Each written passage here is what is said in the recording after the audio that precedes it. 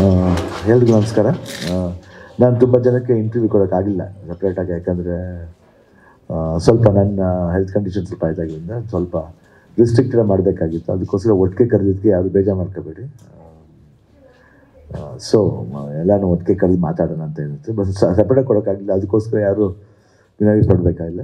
ಚೂರು ಟ್ರೀಟ್ಮೆಂಟ್ ಆಗ್ತಿದ್ದಂಗೆ ನಾನು ಎಲ್ಲರೂ ತಿರ್ಗಾ ಸೋಲೋನ ಮಾಡ್ತೀನಿ ನಾನು.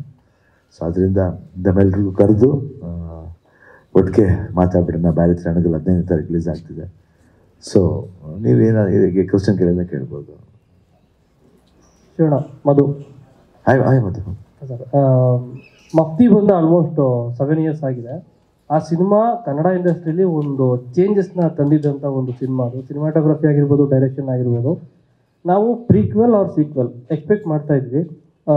7 ವರ್ಷ ಲೇಟ್ ಆಗೋದಕ್ಕೆ ಏನು ಕಾರಣ ಇರ್ಬೋದು? ಫಸ್ಟ್ ಆಫ್ ಆಲ್ ಆ್ಯಕ್ಚುಲಾಗಿ ಮಾಡಬೇಕಂತ ಅನ್ಕೊಂಡಿದ್ದೆ ಅವಾಗಲೇ. ಅದೊಂದು ಮುರಳಿ ನಂದು ಒಂದು ಸೀನ್ ಇತ್ತು, ಐ ಥಿಂಕ್ ಒಂದು ಡ್ರಿಂಕಿಂಗ್ ಸೀನ್ ತೆಗೆದು ಜ್ಞಾಪಕ ಇದೆಲ್ಲ ಗೊತ್ತಿಲ್ಲ. ಡ್ರಿಂಕಿಂಗ್ ಸೀನ್ಲಿ ಒಂದು ವಿಷಯ ಬಂದಾಗ ಹೇಳಿದೆ, ಈ ಕ್ಯಾರೆಕ್ಟರ್ನ ನೀವು ಈ ಕ್ಯಾರೆಕ್ಟರ್ ಇಟ್ಕೊಂಡೆ ಒಂದು ಸಿನಿಮಾ ಮಾಡ್ಬೋದು ಅಂತ ತಕ್ಷಣ ಪ್ರೀಕ್ವೆಲ್ ಮಾಡೋಣ ಸರ್ ಅಂತ. ಅವಾಗಿಂದ ಆಲ್ಮೋಸ್ಟ್ ಒಂದು 30-40% ಅಲ್ಲೇ ಮಾತಾಡ್ಕೊಂಡಿದ್ರು, ಏನೇನು ಬರ್ಬೋದು, ಯಾವ್ಯಾವ ರೀತಿ ಬರ್ಬೋದು. ಇನ್ನು 70% ನೆಕ್ಸ್ಟು ನರ್ತನ ಅಡಾಪ್ಟ್ ಮಾಡಿರೋದು. ಬಟ್ ಲೇಟ್ ಆಗಿರ್ಬೇಕಾದ್ರೆ ನಿಮಗೂ ಗೊತ್ತು, ಮಿಡಲ್ಲಿ ಅವರು ಒಂದು ಎಷ್ಟು ಸಿನಿಮಾ ಮಾಡಬೇಕು ಅಂತ ಇದಾಯ್ತು. ಓಕೆ ಮಾಡಬೇಕು, ಅವಾಗ ಆಗುತ್ತೆ ಪಾಪ ಅವ್ರು ವೆಯ್ಟ್ ಮಾಡಿದ್ರು. ಬಟ್ ಅದಾದಮೇಲೆ ಏನು ಕಾರಣ ಅಂತ ನನಗೂ ಗೊತ್ತಾಗಿಲ್ಲ. ಅದಾದಮೇಲೆ ನಮ್ಮ ಪ್ರೊಡಕ್ಷನ್ನೇ ಮಾಡಬೇಕಂತ ಅವಾಗಿಂದ ಇತ್ತು. ಅದಕ್ಕೆ ಜಯಣ್ಣವ್ರಿಗೆ ಹೇಳಿ ನಾವು ಟೈಟಲ್ ರಿಜಿಸ್ಟ್ರೇಷನ್ ಮಾಡಿದ್ವಿ ಮ್ಯಾರೇಜ್ ನನಗೆ ಅಂತ. ಸೊ ಅದರಿಂದ ಕೋವಿಡ್ ಆಯಿತು. ಕೋವಿಡ್ ಆಗ್ತಿದ್ದಂಗೆ ಇನ್ನೊಂದು ಸ್ಟಾರ್ಟ್ ಆಗಿಬಿಡುತ್ತೆ ಸರ್ ಅಂತ ಹಂಗೆ ಹಿಂಗೆ ಆಯ್ತಿತ್ತು. ಆಮೇಲೆ ಲಾಸ್ಟ್ಲಿ ಇದು ನಮ್ಮ ಜೊತೆ ಮಾಡಬೇಕಾಗಿತ್ತು ಅಷ್ಟೇ. ಅವ್ರು ಹಣೆ ಬರ್ತದ್ದು 2ನೇ ಫಿಲ್ಮ್ ನಮ್ಮ ಜೊತೆ ಇರಬೇಕಾಗಿತ್ತು, ಅದಕ್ಕೆ ಅನಿತು ಬಂದಿದೆ. ಶಿವಣ್ಣ, ನಿಮ್ಮ ಸಿನಿಮಾಗಳಲ್ಲಿ ನಿಮ್ಗೆ ಏನು ಟೈಟಲ್ ರೋಲ್ ಇರುತ್ತೆ ಅದೇ ಒಂದು ಸಿನಿಮಾ ಆಗಿ ಆಗ್ತಾ ಇರೋದ್ರ ಬಗ್ಗೆ ನಿಮ್ಗೆ ಎಷ್ಟು ಖುಷಿ ಆಗುತ್ತೆ ಅಂತ? ಯಾಕಂದರೆ ಈಗ ಗೋಸ್ಟ್ ಸಿನಿಮಾದಲ್ಲಿ ದಳವಾಯಿ ಕೂಡ ನೆಕ್ಸ್ಟ್ ಸಿನಿಮಾ ಆಗ್ತಿರ್ತಕ್ಕಂಥದ್ದು, ಮಫ್ತಿಯಲ್ಲಿ ಬೈರ್ತಿರಂಗಲ್ಲಿ ಈಗ ಸಿನಿಮಾ ಆಗ್ತಾ ಇರ್ತಕ್ಕಂಥದ್ದು.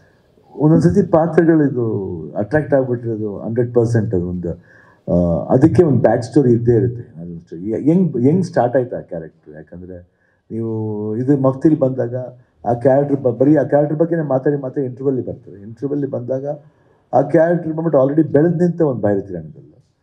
ಬಟ್ ಇವನು ಬೆಳೆಯೋಕ್ಕೆ ಕಾರಣ ಏನು, what is the back reason ಏನು ಡೀಟೇಲಿಟಿ ಏನು ಅವ್ನ ಮುಂದೆ. ಸುಮ್ಮನೆ ಬೆಳೆಯೋಕ್ಕಾಗಲ್ಲ ಒಬ್ಬ ಮನುಷ್ಯ. ಸೊ ಅವ್ನ ಬೆಳವಣಿಗೆ ಒಂದು ಯಾವ ರೀತಿ ಬರ್ಬೋದು ಅನ್ನೋದನ್ನ ನರ್ತನ ಒಂದು ಲೈನ್ ಮಾಡಿ ಫಸ್ಟು ಸ್ಮಾಲ್ ಸೀನ್ಸ್ ಎಲ್ಲ ಆಲ್ರೆಡಿ ಅನ್ಕೊಂಡಿದ್ದು. ಚಿಕ್ಕ ವಯಸ್ಸು ಸೀನ್ ಇರ್ಬೋದು, ಅದರ್ವೈಸ್ ಸಮ್ ಸೀನ್ಸ್ ಸೆಕೆಂಡ್ ಹಾಫ್ಲಿ ಇರ್ಬೋದು, ಇಲ್ಲ ಕನೆಕ್ಟಿವಿಟಿ ಸೀನ್ಸ್ ಇರ್ಬೋದು, ಅದೆಲ್ಲ ಒಂದಿತ್ತು ರೆಡಿಯಾಗಿತ್ತು. ನೆಕ್ಸ್ಟು ಹೆಂಗೆ ಬರ್ತಾನೆ, ಯಾವ ಬೇಸ್ ಲಾಯರ್ ಅಂತ ಒಂದು ಗೆಟಪ್ ತೋರಿಸ್ತೀನಿ, ಲಾಯರ್ ಗೆಟಪ್. ನೆಕ್ಸ್ಟು ಇದು ಎಲ್ಲದರಲ್ಲೂ ಬ್ಲ್ಯಾಕ್ ಏರ್ಗೆ ಹೊರತು ಬ್ಲ್ಯಾಕಿಂದ ಬೇರೆ ಕಲರ್ ಚೇಂಜ್ ಆಗಿದೆ. ಮಿಡಲ್ಲಿ ಒಂದು ಸ್ಮಾಲ್ ಟ್ರಾನ್ಸಿಷನ್ ಥರ ಬರುತ್ತೆ, ಬಂದು it changes into title track ಅಂದರೆ ಬೈರ್ತಿರಂಗದ ಸಾಂಗ್, ಅದ್ರ ಪ್ರಕಾರ ಒಂದು ಚೇಂಜಸ್ ಬರುತ್ತೆ. ನಿಮ್ಮ ಮತ್ತು ಛಾಯಾ ಸಿಂಗ್ ಅವರ ಕಾಂಬಿನೇಷನ್ ಬಗ್ಗೆ ಮಾತಾಡೋದಾದ್ರೆ, ಅವರು ನಿಮ್ಮ ಜೊತೆ ಈ ಹಿಂದೆನೂ ಕೆಲಸ ಮಾಡಿದ್ರು ರೋಡಿ ಅಳಿಯ ಸಿನಿಮಾದಲ್ಲೆಲ್ಲನೂ.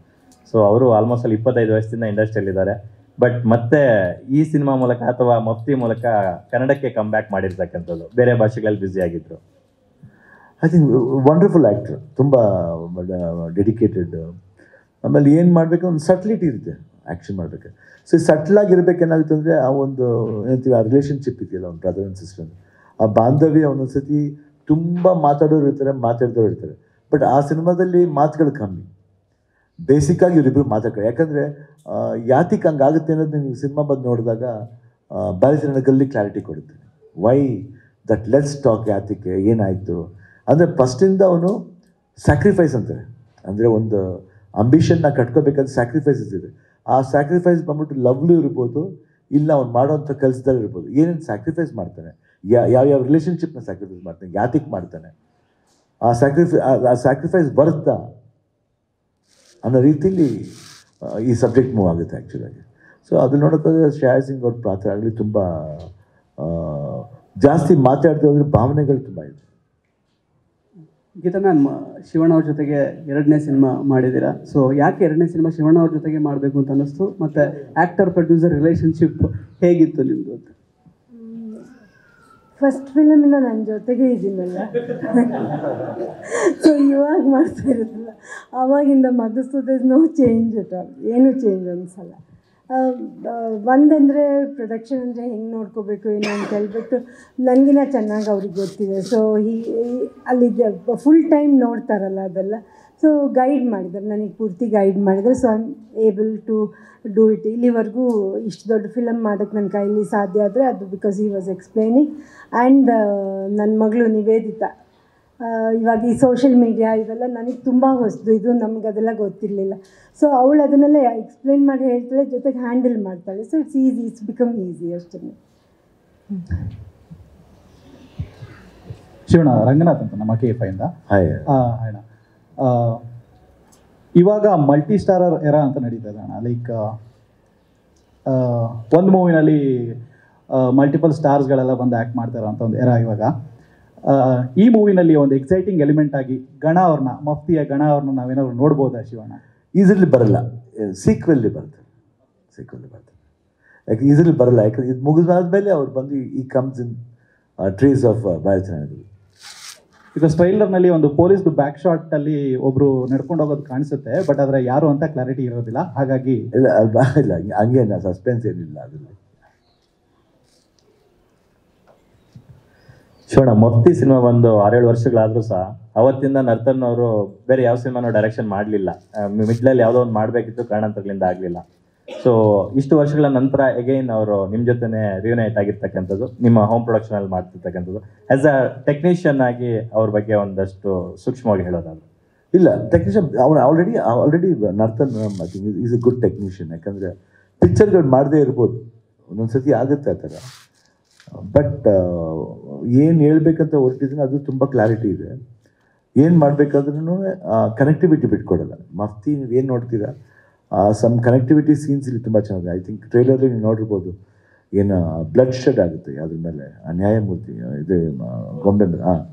ಸೊ ಸೇಮ್ ಥಿಂಗ್ ನೀವು ಇದ್ರಲ್ಲಿ ನೋಡಬೇಕಾದ್ರೆ ಇಲ್ಲಿ ಮಫ್ತಿಲಿ ಅವನ ಮೇಲೆ ಬ್ಲಡ್ ಶೆಡ್ ಆಗುತ್ತೆ. ಅಂದರೆ that connectivity of that scene always gives one symbolic representation ಯಾವಾಗಲೂ. ಯಾಕಂದರೆ ಅದಕ್ಕೆ ಅವನು ದಾಯರ ಬರ್ತಾನೆ, ಅದೇ ನ್ಯಾಯದಲ್ಲಿ ಅವನು ಇರ್ತಾನೆ. ಅದು ಅಂದರೆ ನ್ಯಾಯಕ್ಕೆ ಬ್ಲಡ್ ಹೊಡೆದಂಗೆ ಆಯಿತು. ಅಂದರೆ ಯು ಕ್ಯಾನ್ ಅಂಡರ್ಸ್ಟ್ಯಾಂಡ್ ಸಿಂಬಾಲಿಕ್ಕಾಗಿ ಏನು ಹೇಳಕ್ಕೆ ಕೊಟ್ಟಿದ್ರೆ ಅಂತ. ಅದು ಸಾಕಷ್ಟು ಮೊಮೆಂಟಮ್ ಇದೆ ಅದೆಲ್ಲ. ಆ್ಯಂಡ್ ನಂಬರ್ ಆಫ್ ಸೀನ್ಸ್ ಅದೇ. ಅದರಲ್ಲಿ ಕೈ ತೋರಿಸಿದ್ದೀವಿ, ಬರೀ ಕೈ, ಇದರಲ್ಲಿ ಬೇರೆ ಥರ ತೋರಿಸಿದ್ದೀವಿ. ಒಂದು ಕನೆಕ್ಟಿವಿಟಿ ಕೊಟ್ಟಿದ್ದಾರೆ. ಅಂದರೆ ಒಂದು ಅವನು ಆ ರೀತಿ ಬೆಳೆದಿದ್ದಕ್ಕೆ ಆ ರಾಕ್ಷಸತನ ಏನಿದೆ ಅದನ್ನು ತೋರಿಸ್ತಾನೆ. ಜೊತೆಲಿ ಆ ರಾಕ್ಷಸತನದ ಒಳಗಡೆ ಒಬ್ಬ ಒಳ್ಳೆ ಮನಸ್ಸಿರೋ ವ್ಯಕ್ತಿನೂ ಇದ್ದಾನೆ ಅಂತವನ್ನು ತೋರಿಸ್ತಾನೆ. ಶಿವಣ್ಣ, ಮಫ್ತಿಯಲ್ಲಿ ನಿಮ್ಮ ಸೈಲೆನ್ಸ್ ಕೂಡ ಒಂದು ವೆಪನ್ ಆಗಿತ್ತು. ಬಟ್ ಇದು ಪ್ರೀಕ್ವೆಲ್ ಆಗಿರೋದ್ರಿಂದ ಇಲ್ಲಿ ಆ ಸೈಲೆನ್ಸ್ ಹಿಂದಿನ ಅಸಲಿ ಕತೆ ಏನು ಅನ್ನೋದ್ರ ಜೊತೆಗೆ ನಿಮ್ಮ ವೃತ್ತಿ ಕೂಡ ಮಾತಾಡುವಂತಿದೆ, ಕೋರ್ಟ್ ಡ್ರಾಮಾ. ಸೊ ಕೋರ್ಟ್ ಬಗ್ಗೆ ಮತ್ತು ವೆಪನ್ ಬಗ್ಗೆ ಮಾತಾಡೋದು. ಕೋರ್ಟ್ಲು ಏನು ವೆಪನ್ ಯೂಸ್ ಮಾಡ್ತಾನೋ ಅದೇ ಥರನೇ. ಅಂದರೆ ಅವ್ನು ಮಾತಾಡೋ ವೆಪನ್ ಇದೆಯಲ್ಲ ಭಾಳ ಪಾಯಿಂಟ್ ಟು ಪಾಯಿಂಟ್ ಮಾತಾಡ್ತಾನೆ, ಎಲ್ಲೂ ಡ್ರ್ಯಾಗಿಂಗ್ ಇರಲ್ಲ. What has to be told and what judge has to take and what judgement has to be given, how it comes, how the system works ಅನ್ನೋದು ನಿಮ್ಗೆ ಗೊತ್ತಿರುತ್ತೆ. ಈಗ ಸಿಸ್ಟಮ್ ಎಲ್ಲ ಫೇಲ್ ಆದಾಗಲೇ ಇದೆಲ್ಲ ಆಗೋದು.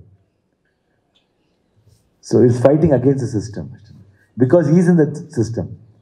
ಬಟ್ ಅವ್ನು ಫಸ್ಟ್ ಚಿಕ್ಕ ವಯಸ್ಸಿಂದ ಯಾವ ಸಿಸ್ಟಮ್ಲಿ ಇದ್ದೆ, ಯಾವ ಸಿಸ್ಟಮ್ಗೆ ಹೋಗ್ತಾನೆ, ಯಾತಿಗೋಸ್ಕರ ಲಾಟ್ ಆಫ್ ಥಿಂಗ್ಸ್ ಅದೇ. ಇದೇನಂತ ನಾನು ಹೇಳ್ಬಿಟ್ರೆ ಕತೆ, ನೀವು ಇವಾಗ ಕತೆ ಕೇಳ್ಬಿಟ್ರೆ ಸ್ಟ್ರೈಟಾಗಿ ಹಾಕೊಂಡು ಹೊಡೆದ್ಬಿಡ್ಬೋದು, ಆಮೇಲೆ ಪಿಕ್ಚರ್ ನೋಡೋದು ಬೇಡ ಅಂತ ನಾನು ಹೇಳಿ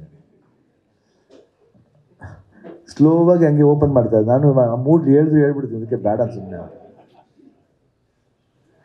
ಬಟ್ ಇದೆ lot of things are there where you get connected. And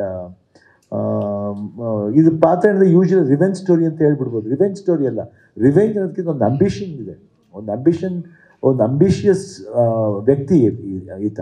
ಆ ಅಂಬಿಷನ್ ಎಲ್ಲಿಂದ ಬಂತು, ಯಾತಿಗೋಸ್ಕರ ಬಂತು, ಯಾತಿಗೆ ಅವನ್ನ ಮುನ್ನಡೆಸೋಕೆ ಹೋಗ್ತಾನೆ. ಆಮೇಲೆ ತ್ಯಾಗ ಅನ್ನೋದು ಸ್ಯಾಕ್ರಿಫೈಸ್ನ ಸುಮ್ಮನೆ ಮಾಡೋದಲ್ಲ. ತ್ಯಾಗ ಅದಕ್ಕೊಂದು ಜೆನ್ಯೂನ್ ರೀಸನ್ ಇರಬೇಕು. ಆ ಜೆನ್ಯೂನ್ ರೀಸನ್ ಎಲ್ಲಿದೆ? ಹೀರೋಯಿನ್ ರುಕ್ಮಿಣಿ ವಸಂತ್ ಅವ್ರ ಕ್ಯಾರೆಕ್ಟರ್ ಇರ್ಬೋದು, ಅವ್ರು ಬರೋ ಕ್ಯಾರೆಕ್ಟರ್ ಯಾತಿಗೆ ಬರ್ತಾರೆ, ಅವ್ರು ಯಾರು, ಅವ್ರಿಗೂ ಇವ್ರಿಗೆ. ಆಮೇಲೆ ಅದರಲ್ಲಿ lot of things you will come to know. ಓ ಇದು ಹಿಂಗ ಹಂಗ. ಆಮೇಲೆ ಲಾಸ್ಟ್ ರೌಂಡ್ ಅಪ್ ಮಾಡಬೇಕೇ ವಿಲ್ ನೋ. ಹೆಂಗೆ ಸ್ಟಾರ್ಟ್ ಆಗುತ್ತೆ ಪಿಕ್ಚರ್, ಹೆಂಗೆ ಎಂಡ್ ಆಗುತ್ತೆ.